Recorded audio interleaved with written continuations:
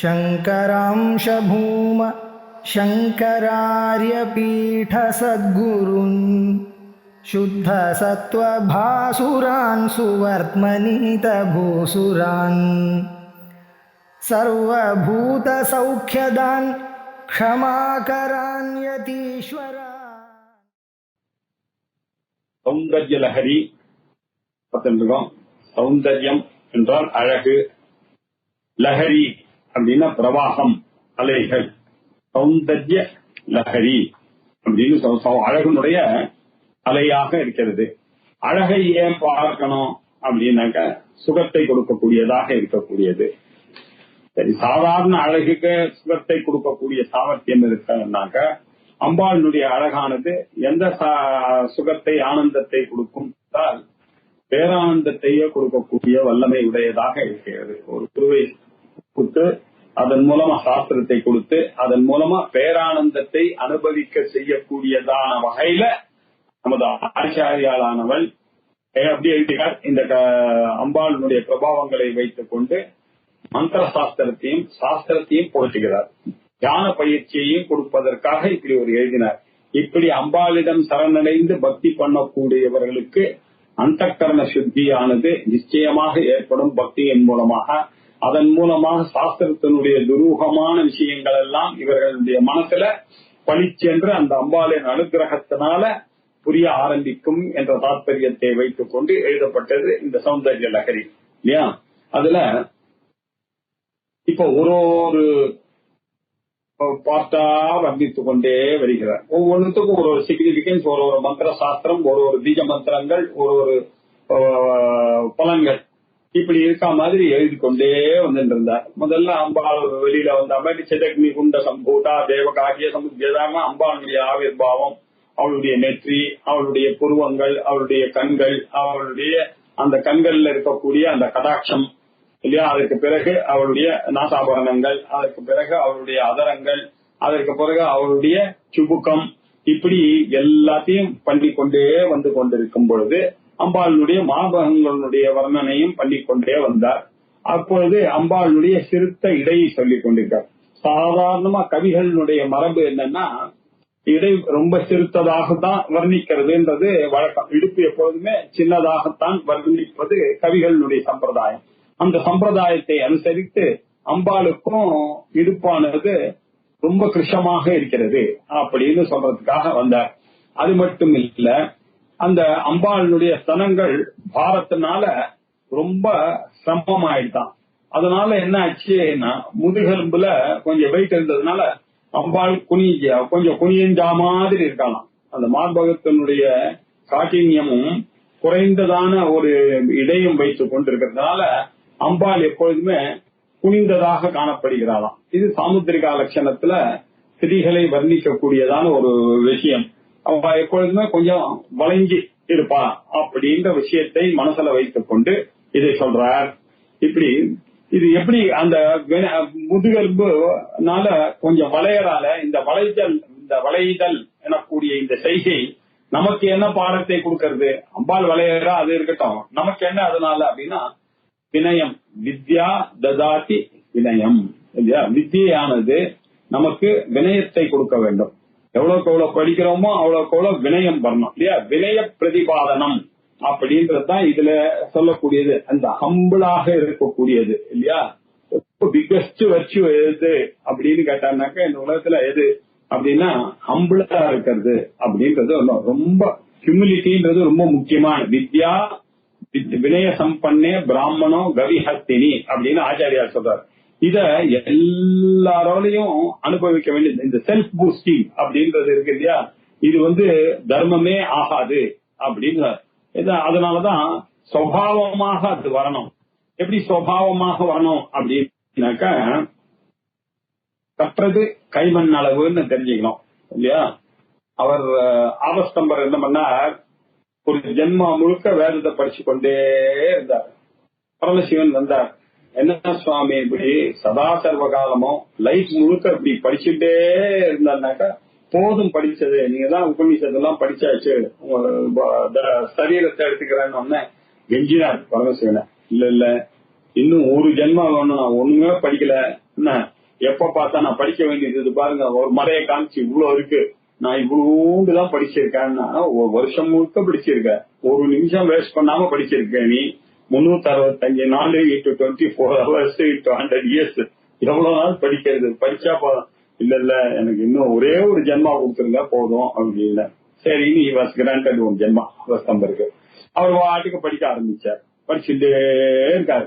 படிச்சுட்டே இருக்கிறது திடீர்னு காலம் ஓடி போயிடுச்சு. திடீர்னு 100 வருஷங்கள்லாம் காணாம போயிடுச்சு. அவர் படிப்பு நிக்கவே இல்லை, படிச்சுட்டே இருக்காரு.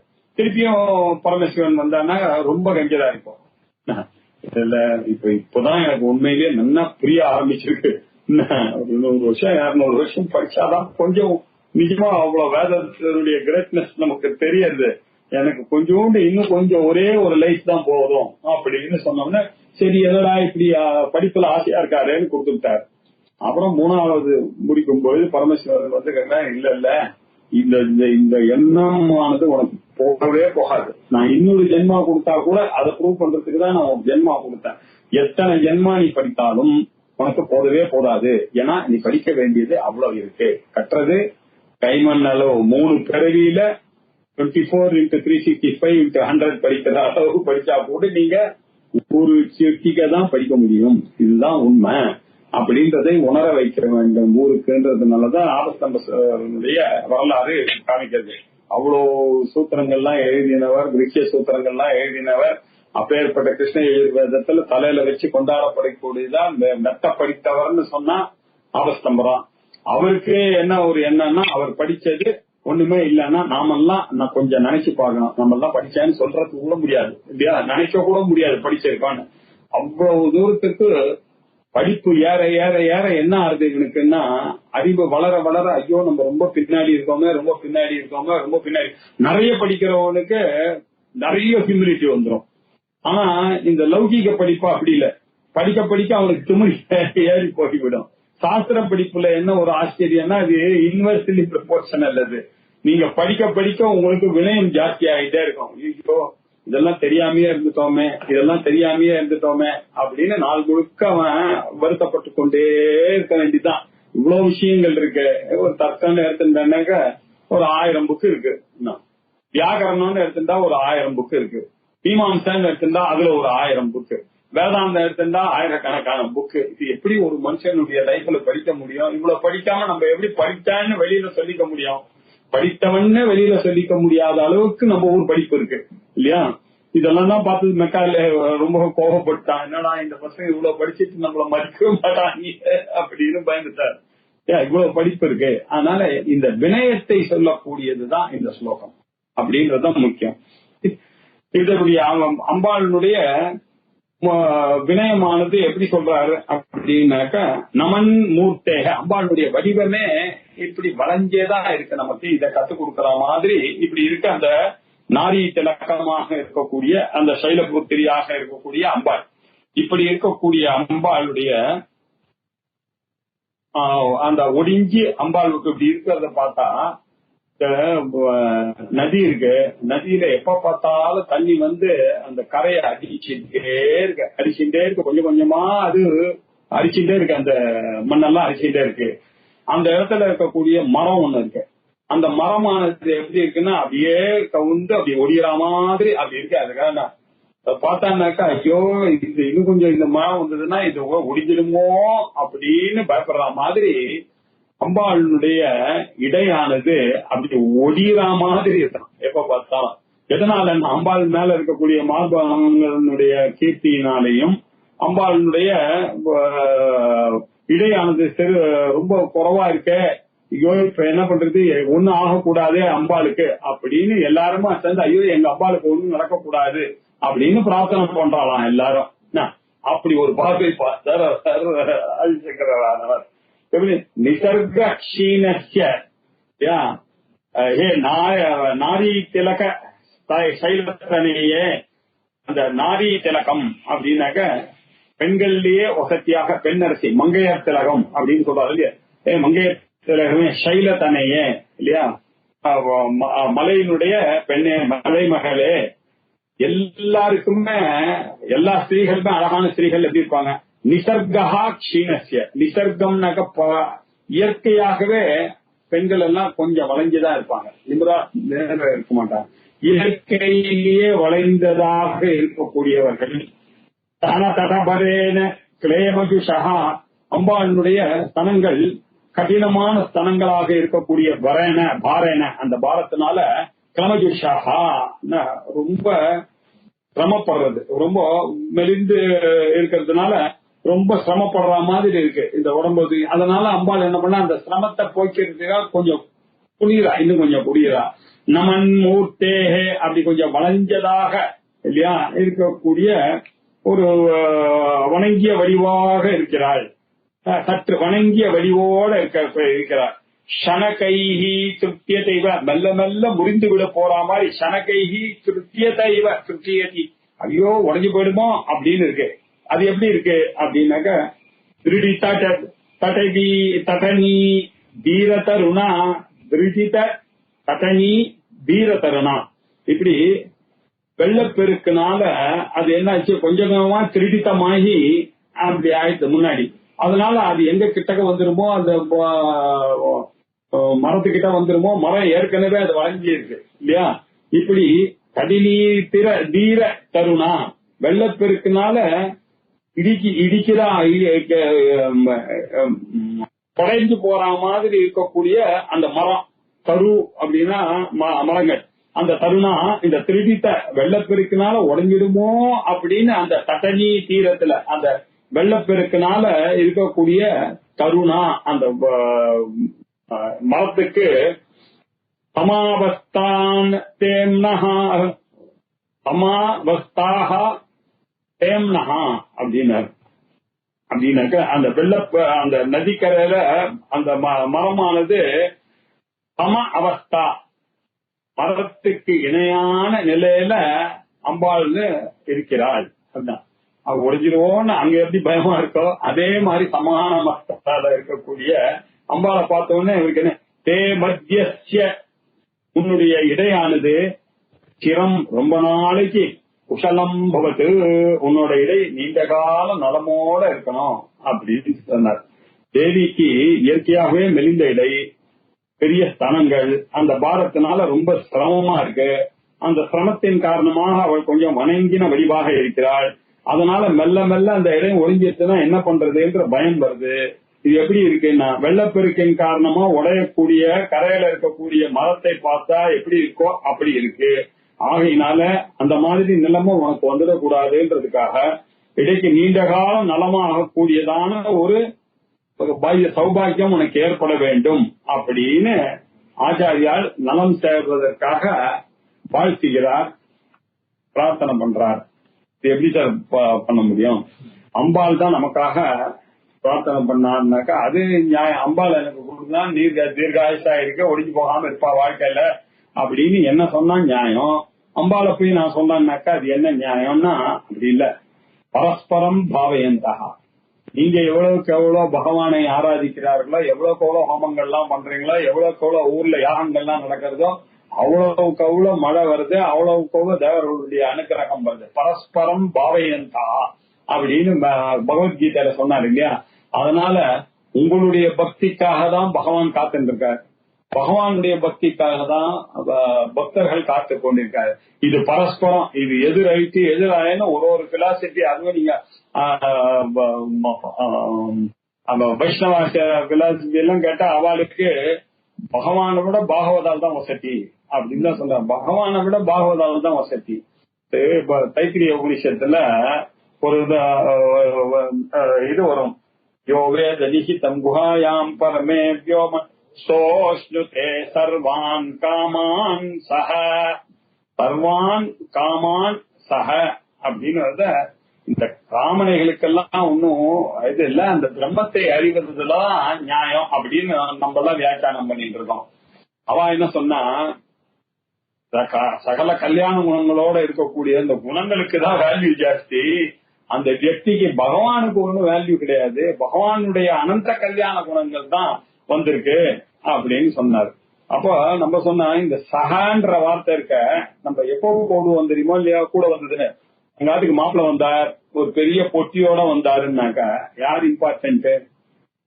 மாப்பிள்ளதான் இம்பார்ட்டன்ட், பொட்டி கூட வந்து பொட்டி எப்படியா இம்பார்ட்டன்ட் ஆகும் அப்படின்னு சொன்னா அவன் சொன்னா, உங்களுக்கு வேணா அது ரைட்டா இருக்கான், எங்களுக்கு பொட்டி இம்பார்ட்டன்ட். பாகவதன் அவன். இவர் வந்திருக்கிற மாப்பிள்ள வந்து பகவான்.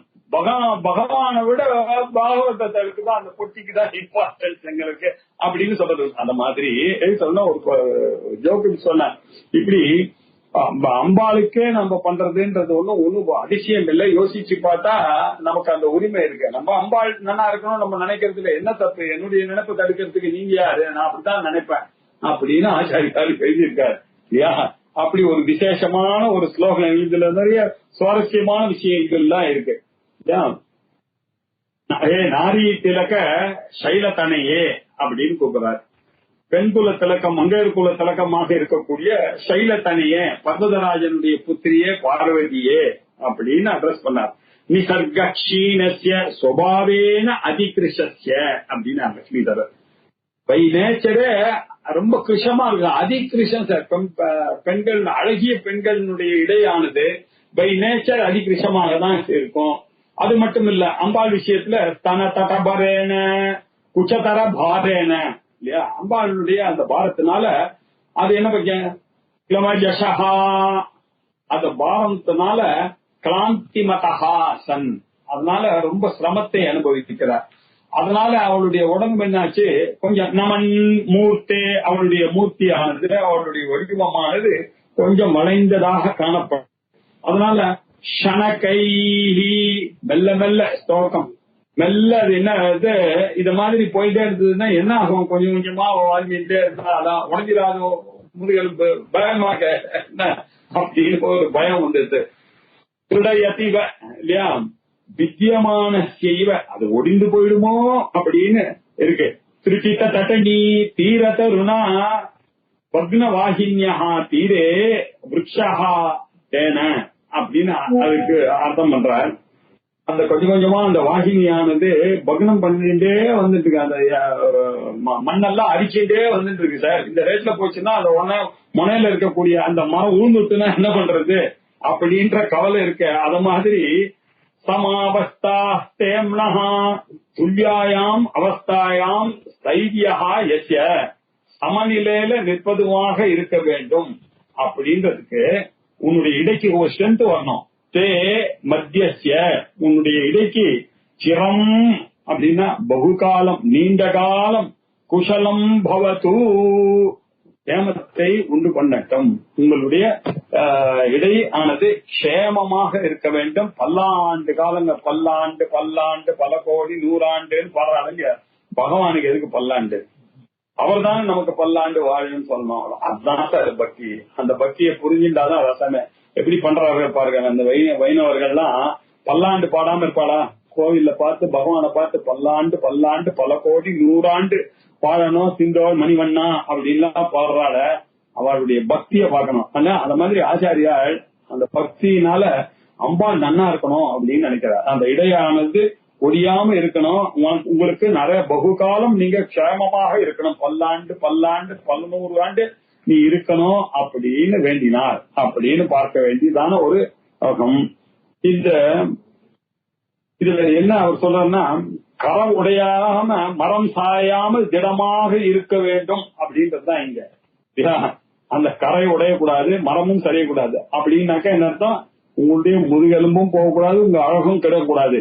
இப்படி திடமாக இருக்க வேண்டும் அப்படின்னு சொல்றதுக்காக உங்களுடைய இடையானது முறிவடையாமல் சரிவடையாமல் வெகுகாலம் இருக்க வேண்டும் அப்படின்னு பிரார்த்தனை பண்றார். அப்படின்னா இதுல ஆனந்தகிரியா அப்படின்னு ஒரு வியாக்கியானம் இல்லையா, நமக்கெல்லாம் தெரியும். அவர் என்ன பண்றார், க்ஷீணம் அப்படின்னு ஆரம்பத்துல போட்டிருக்கக்கூடிய அந்த க்ஷீணம் அப்படின்னாக்க கிளீன் அப்படின்ற ஒரு கிளமஹா மூர்த்தி கிளீன் அப்படின்னு வியாக்கியானம் பண்றார். கிளீம்னு இருக்கான். அதுக்கப்புறம் அம்பாள் வெக்கத்தினாலதானே அவளுடைய உடம்பானது, அதனால அவளுடைய லஜ்ஜையை குறிக்கிறது. லஜ்ஜா என்றால் ஹிரீம் அப்படின்னு சொல்லி கிளீம் ஹிரீம். ஷனகம் அப்படின்னாக்க மெல்ல மெல்ல மெல்ல பண்ணக்கூடிய அந்த அழகை ஞானத்தை கொடுக்கக்கூடிய கிளீம் அப்படின்னு அர்த்தமா. கிளீம் ஹிரீம் கிளீம் ஸ்வாஹா அப்படின்னு காம திரிபுரா மந்திரம்னு ஒண்ணு இருக்கா மந்திர சாஸ்திரத்துல. அந்த காம திரிபுரா மந்திரத்தை பிரதிபாதனம் பண்ணக்கூடிய ஸ்லோகமாக இது இருக்கு அப்படின்னாரு. சரி, இந்த ஸ்லோகத்தை படிச்சா என்ன பிரயோஜனம் அப்படின்னாக்க, இந்திரஜால வித்யை இருக்கு இல்லையா, அது இங்க வருமா? அந்த காலத்தெல்லாம் இந்திரஜால வித்யெல்லாம் நிறைய பேர் பண்ணிட்டு இருந்திருக்காங்க, நம்ம பார்த்திருக்கோம் இல்லையா, நிறைய கதைகள்லாம். அது மாயிக்கிறதுக்கான ஒரு எக்ஸாம்பிள். மாயாந்து பிரகிருதி வித்யா மாயினந்து மகேஸ்வரம் அப்படின்னு இந்த இந்திரஜாலம். அந்த இந்திரஜாலம் கூட ஒரு மிஸ்ஸிஸ், அதுவும் ஒரு குரு சிஷ்ய பரம்பரையில இருந்து வர்றதுதான். அந்த சர்க்கார் இருக்காருன்னா சர்க்காருக்குள்ள வருவான் பின்னாடி. அது என்ன பண்ணாரு, அப்பா பிள்ளைக்கு அப்படி வந்த ஒரு நாலேஜ் தான் அது. எப்படி சங்கீதம் வருகிறதோ, வியாகரணம் வருகிறதோ, தர்க்கங்கள்லாம் வருகிறதோ, அப்படி குரு கிட்ட இருந்து சிஷ்யன், குரு கிட்ட இருந்து சிஷ்யன், குரு கிட்ட இருந்து சிஷ்யன், இப்படி வரக்கூடியதுதான் இந்திரஜாலம் இல்லையா. அது ஒரு கதை சொல்லுவா. யோக வாசிஷ்டத்துல ஒரு ராஜா வேணன்னு இருந்தான்.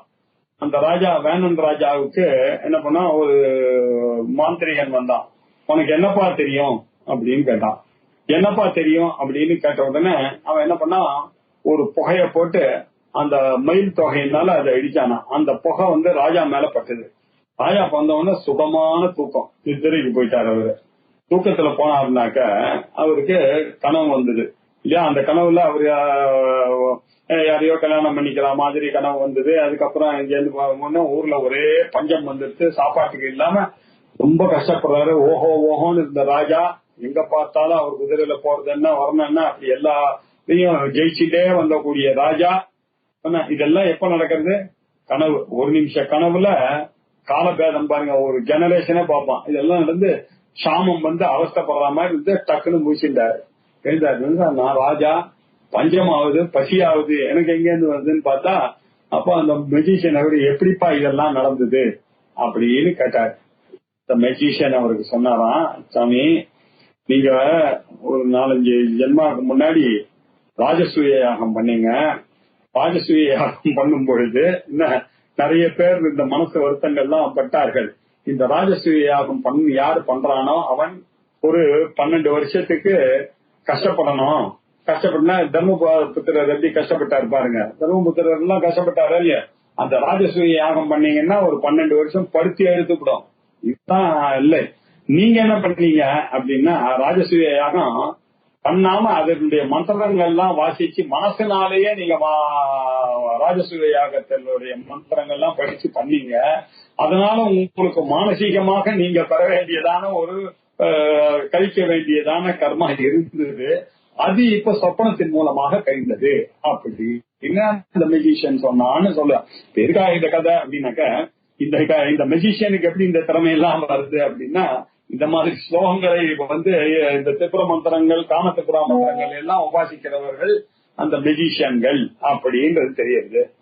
இத கோபால சுந்தரின்னு ஒருத்தர் வியாக்கியானம் எழுதுவார் இல்லையா. அவர் எப்பெல்லாம் சௌகரியமோ அப்பெல்லாம் வைஷ்ணவத்தை விட்டு கொடுக்க மாட்டார், எல்லாத்தையும் ஒத்துண்டே வந்தார். இது இத சொல்லல சார், இது உடையறதுனாக்க நீங்க அம்பாளுடைய எடுப்பு கோவர்தன மலை அவர் கையை தூக்கினாரு. அப்ப அங்க இருக்கக்கூடிய ஜனங்க எல்லாம் இவருடைய விரல்ல போய் தூக்கி வச்சுட்டு இருக்காரு. மழை இப்படி அடிக்கிறது, எங்க பகவானுக்கு என்ன ஆயிடுமோ, பல்லாண்டு பல கோடி 100 ஆண்டு வாழணும், அவருடைய கை எங்கேயாவது ஒடுங்கிடுமோ அப்படின்னு அழுதாருல.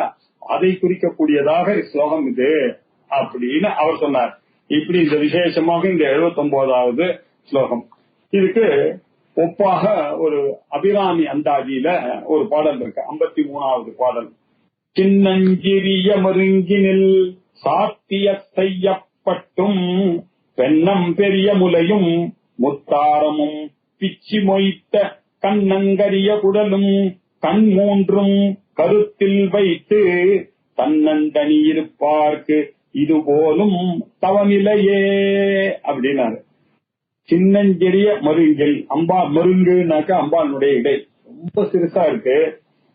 அதுல அணியப்பட்டதான சாத்திய செய்யப்பட்டும், அதுல அணியப்பட்டதனால செய்யப்பட்டும் அப்படின்னாக்கா சிவந்த பட்டு, சிவந்த பட்டு போட்டு இருக்கா. அம்பாளுக்கு பெண்ணம் பெரிய முலையும் முத்தாரமும், அதுல முத்துக்கள் அலங்காரம் மேல போட்டு இருக்கா.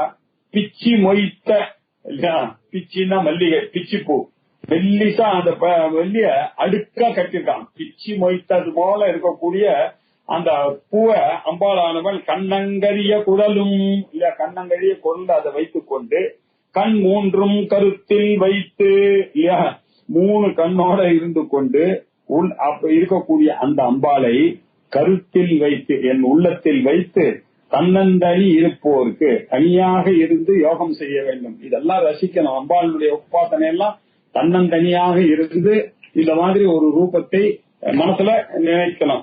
மனசுல நினைச்ச போத இதுதான் உண்மையான தவம் அப்படின்னு. அதனாலதான் எல்லா தியான ஸ்லோகம் சொல்லும் பொழுதும் நாம இந்த மாதிரி நினைச்சிடறோம் இல்லையா. அம்பாள சின்னஞ்சிறிய மருங்கினில் சாத்திய செய்யப்பட்டும் பண்ணம் வெறிய முலையும் முத்தாரமும் பிச்சி மொய்த்த கண்ணங்கரிய பொருளும் கண்மூன்றும் இத மாதிரி எல்லாம் சிந்தூராருண விக்கிரகாம் திருநயனாம் மாணிக்க மௌலீஸ்வரத்தே இப்படி எல்லாம் நம்ம நினைச்சிடோம். சாந்தாகாரம் புஜகசயனம் பத்மநாபம் சுரேஷம் இப்படி எல்லாம் சொல்லும் பொழுது கருத்தில் வைத்து என்னுடைய தியானத்துல வரும்போது அம்பாளானவள் அவர் சிவபெருமான ஆனவள் ஜம்முன்னு குழந்தையோட மாமாங்கரூட கௌரி நிபிட கட்சதடா போககாடோபகூடம் சர்வ அலங்காரம் அப்படி வந்து நம்மள போய் அந்த பரமேஸ்வரனை போய் பொண்டாட்டியையும் வைஃபோ குழந்தைங்களோட வச்சு மனசுல கொண்டு வந்து நிற்கிற என்னுடைய மனசு எவ்வளவு அழுக்குன்னு எனக்கு தான் தெரியும் இல்லையா.